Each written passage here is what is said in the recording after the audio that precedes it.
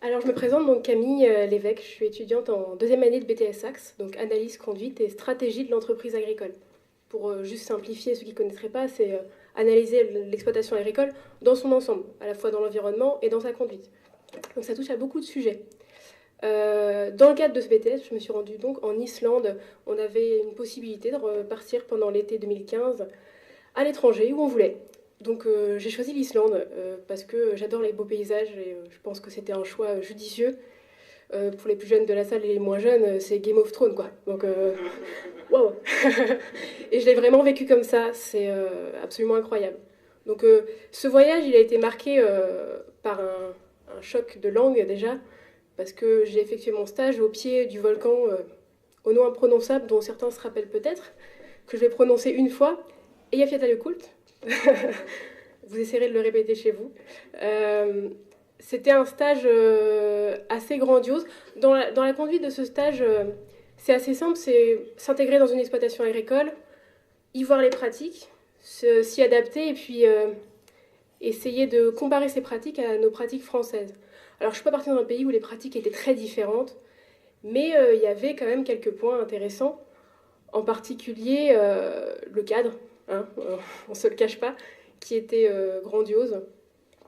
Et le travail qui était un petit peu différent aussi, je vais juste vous le décrire pour vous donner une idée. C'était à la fois le travail avec les vaches laitières, mais c'était une exploitation laitière qui produit aussi des chevaux. Donc un troupeau de 200 chevaux sur 300 hectares, c'est pas du tout les mêmes échelles qu'ici. Et le travail à cheval qui était aussi passionnant. Quand on est cavalier, c'est plutôt sympa. Ce stage-là, j'ai souhaité de le partager sur les blogs. Déjà parce que personne n'avait partagé ce genre de stage en Islande. Et quand je l'ai cherché, j'étais bien emmerdée, je trouvais rien du tout. Et quand j'ai commencé à le partager, j'ai souhaité aussi partager mon carnet de voyage. Donc vous voyez certains extraits qui sont en fait des dessins. Donc on en parlait tout à l'heure, l'important de pouvoir photographier un instant, chacun avec sa manière. Et il se trouve que moi, ce qui me correspond mieux, c'est de dessiner. Parce que je peux y ajouter aussi une émotion que j'ai vécue qui n'est pas toujours facile à transmettre par photo quand on n'est pas hyper doué. Donc j'ai essayé à la fois de transmettre par des photos et par mon blog ce que j'ai pu y vivre pour pouvoir donner envie à ceux qui hésitent encore, surtout dans ma filière, à partir. Et en particulier par ces dessins, j'avais envie aussi que chacun soit un petit peu islandais et puisse comprendre un peu ce qui peut s'y passer. J'ai pas choisi ce stage avec un objectif d'étude du climat.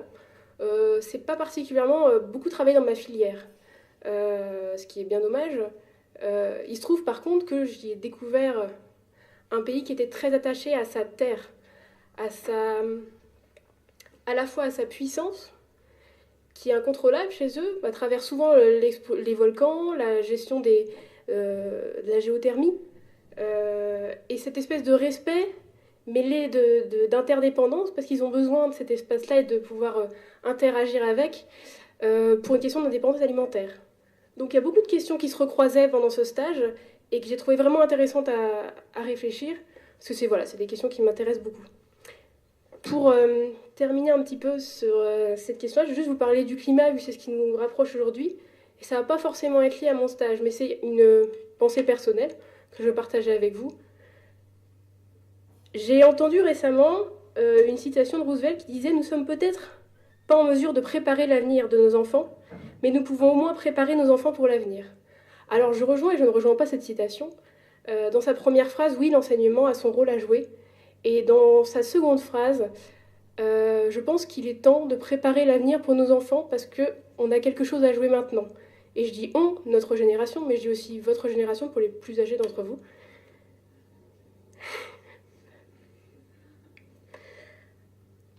On ne pourra pas invoquer un 49.3 pour le climat. Clairement, on ne pourra pas dire à la planète, écoutez, on a assez discuté avec toi, on aimerait pouvoir aller au bus. Non, on ne pourra pas faire ça. Il est temps de réfléchir à quelque chose de concret maintenant. Moi, je parlais avec mes tripes, je flippe, voilà. J'ai peur de cet avenir-là parce qu'il va me concerner, ça va être ma génération qui va le vivre. Et je vois que pour l'instant, ça traîne un peu. Donc moi, ça m'inquiète. Et je sens bien aussi que c'est pas moi qui ai les clés de ces réponses-là. Et je le dis d'autant plus que j'essaye de les avoir, mais c'est la génération précédente qui les a pour le moment et qui joue les dés pour notre avenir. Donc apparemment, et je parle en connaissance de cause pour être dans des institutions et être élu, on est souvent considéré comme trop jeune pour saisir tous les enjeux du climat, mais on ne sera pas trop jeune pour se les prendre dans la gueule. Donc s'il vous plaît, à tous ceux qui sont présents, et aussi la jeune génération, essayons de prendre en considération ce gros problème, cet immense problème, et on va essayer de penser à notre génération et à celle qui va venir, et de ne pas penser qu'à nous.